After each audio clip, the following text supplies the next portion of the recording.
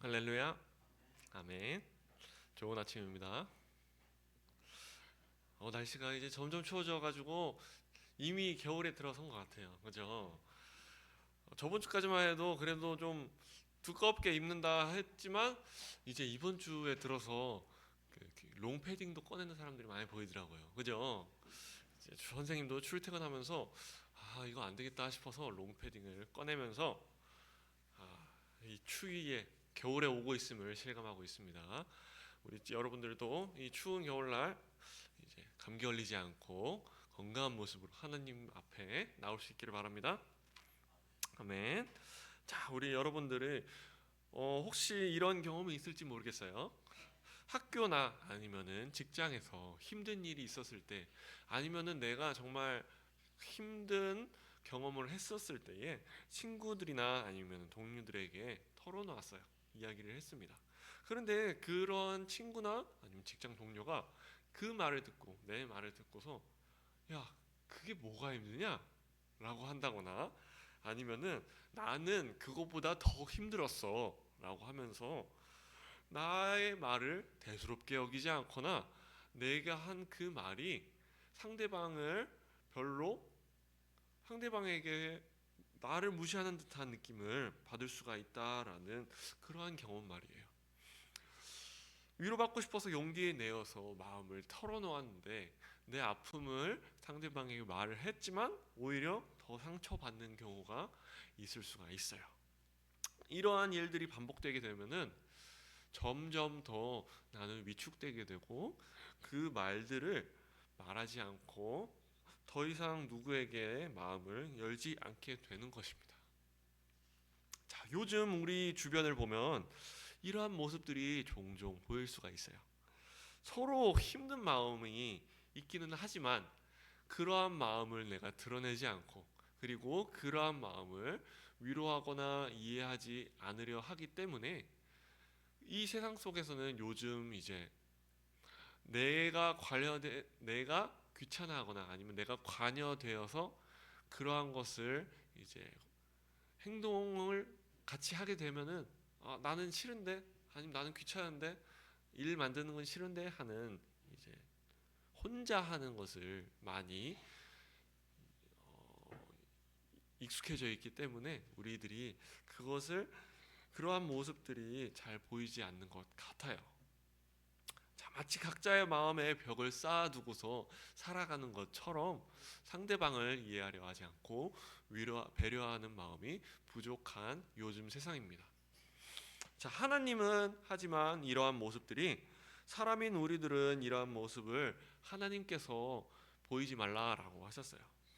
하나님은 우리가 힘들어했을 때에 내가 잘못해서 그런 거야라고 말씀하지 않으시고 외면하지 않으셨습니다.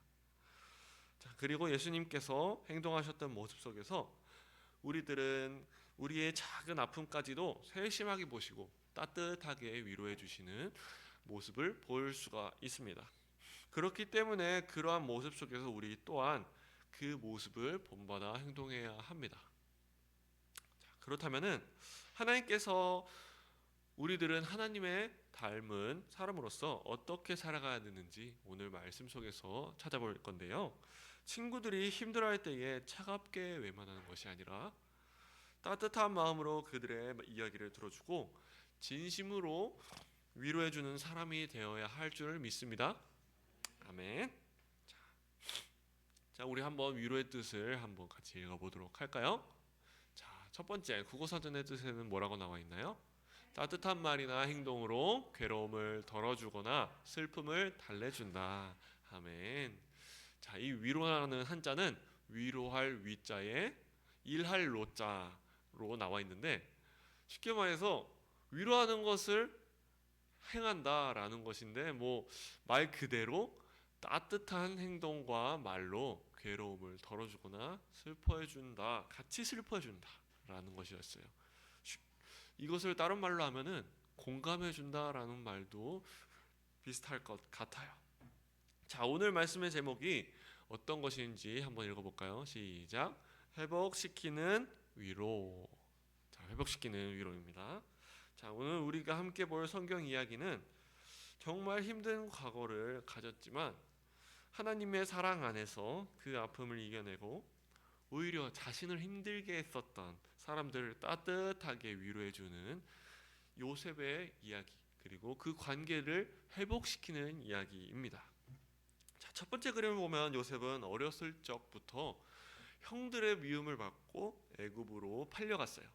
애굽으로 팔려가면서 요셉은 아버지 야곱의 형들의 거짓말을 믿고서 그 야곱은 자기 아들 요셉이 죽었다라고 생각이 되었어요.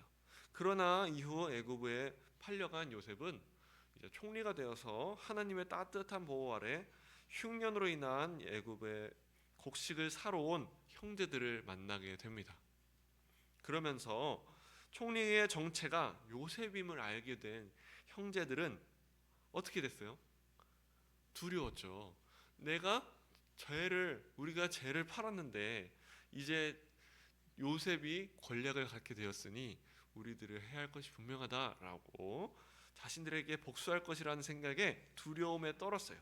하지만 요셉은 형제들을 용서했고, 그리고 그 이후에 같이 살게 되었지만 또 한 번 두려워하는 순간이 왔는데, 야곱이 아버지가 죽게 되고 이제 형제들만 남고 요셉과 형제들만 남은 그 상황에서 이제 나를 보호해줄 야곱이 죽었기 때문에 이제는 이제 요셉이 우리들을 해야겠구나라는 생각에 또 두려움에 떨었어요.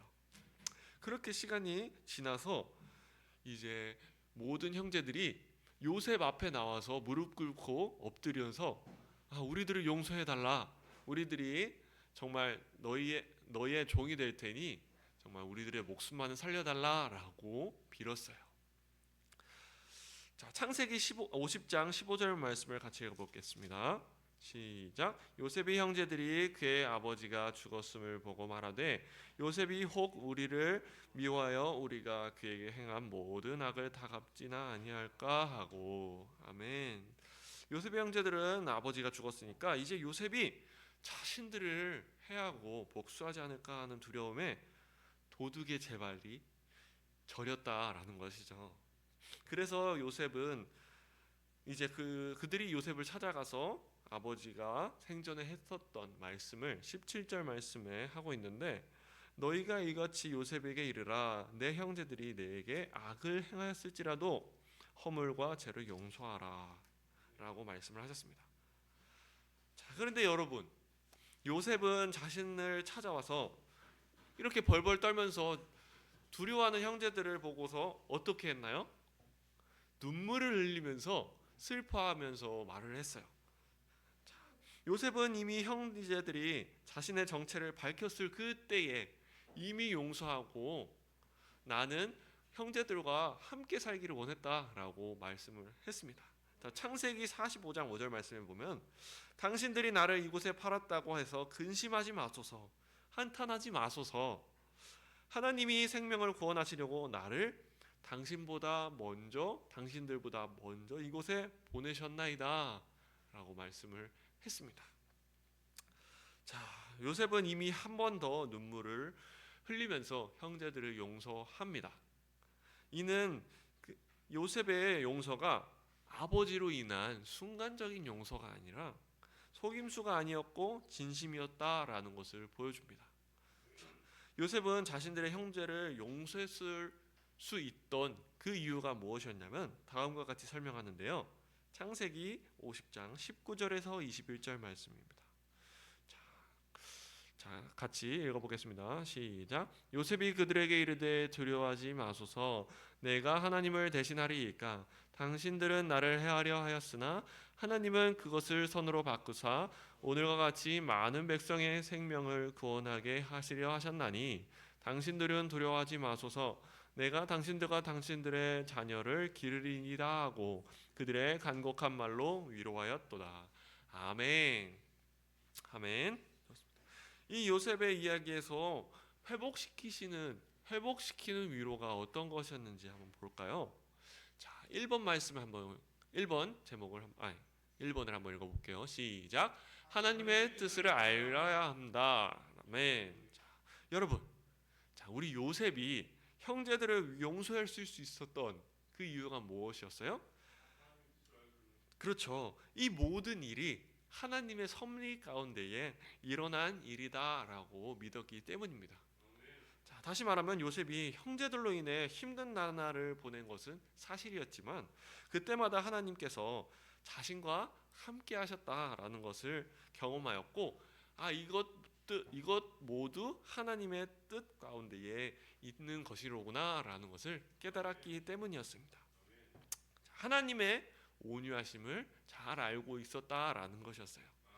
그래서 요셉은 자신이 경험한 하나님의 온유하심을 형제들에게 설명하고 있었던 것입니다. 자, 다음으로 2번 읽어볼까요? 시작.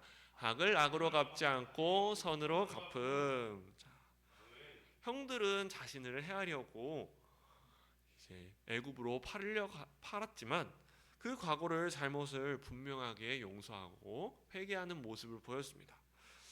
자, 그렇기 때문에 이제 요셉은 하나님의 의도대로 하나님의 온유하심 속에서 악을 선으로 갚는 모습을 보여줍니다. 자, 이것은 결국 많은 백성의 생명을 구하는 결과로 이어지게 되었죠. 자, 그래서 이제 요셉은 얼마든지 형제들을 해야 할 권력을 가졌지만 그렇게 하지 않고 형제들과 그 자녀들을 기를 것이다, 보호할 것이다 라고 약속을 합니다. 마치 하나님께서 낯선 땅에서 자신 요셉을 보호하셨던 것처럼 말입니다. 자, 3번 읽어볼까요? 시작. 상대에 대한 관심. 아멘. 자, 위로는 상대방의 아픔이나 괴로움을 내가 알고 있어야만 할 수가 있습니다. 내가 상대방을 모르는데, 상대방이 어떠한 상황인지 모르는데 내가 위로를 해줄 수 있을까요? 아니죠. 자, 상대가 나에게 상담을 한다거나 표현을 하여서 내가 알 수가 있고, 그리고 내가 그 사람과 친밀한 관계를 통하여서 내가 그 사람에게 관심을 가졌을 때에 저 사람은 무엇이 아프고 무엇이 힘들고 있구나라는 것을 알 수가 있을 때에 위로할 수가 있다라는 것이죠. 자, 요셉은 형제들을 사랑했기 때문에 형제들에 대한 관심과 그리고 아픔을 알 수 있었습니다. 자, 자신들을 해하려 하는 모습을 아니죠. 요셉의 형제들을 해하려 할까봐 두려워하는 모습을 이제 알고 있었기 때문에 그들을 위로하면서 요셉은 두려워하지 말라라고 2번이나 강조하면서 이야기했던 것입니다. 자, 이것은 요셉의 말에 진심이었다라는 것이었죠. 자, 요셉의 말을 들은 형제들은 어떠한 마음이었을까요? 당연히 안심이 되고, 이제는 내가 안전하구나, 위로를 받았을 것이었죠. 자, 요셉이 자신들을 용서한다라는 말로 인해서 큰 감동을 받고 그 말을 들은 요셉의 형제들은 자신들을 용서하면서 위로할 수 있었던 것이 하나님의 덕분이었다라는 것을 듣고서 감사했을 것입니다. 하나님께 감사했다라는 것이었어요.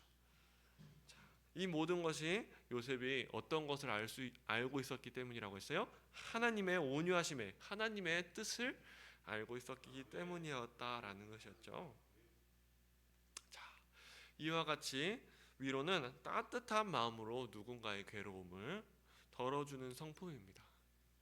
자, 이 말씀을 통해서 상대방의 잘못을 용서하면서 요셉의 눈물을 흘리며 진심으로 용서했다라는 것을 볼 수가 있었는데요. 두려움에 떠는 형제들 앞에서 요셉은 눈물을 흘리면서 형제들이 겪고 있는 감정 상태, 두려움, 그리고 불안, 그리고 괴로움이 사라지도록 말만이 아니라 하나님의 뜻 가운데에서 행동함으로써 간곡한 말로써 형제들을 위로하였죠. 하나님의 선한 역사를 고백함으로써 그 형제들을 안심시키면서 이번 말씀을 통해서 우리들이 본받아야 되고 그리고 어떻게 위로해야 되는지를 볼 수가 있었습니다. 자, 사랑하는 여러분, 우리도 요셉처럼 다른 사람을 위로하는 삶을 살아가야 되겠죠? 아니면은 그 사람들의 잘못을 핍박하고 용서하지 않아야 될까요? 아니죠. 자, 여러분들도 주변에 위로한 사람이 있다라면 만약에 여러분들은 그들을 위하여서 어떻게 위로해 줄 수가 있을까요? 자, 위로는 따뜻한 말 한마디로 충분히 전달될 수가 있죠.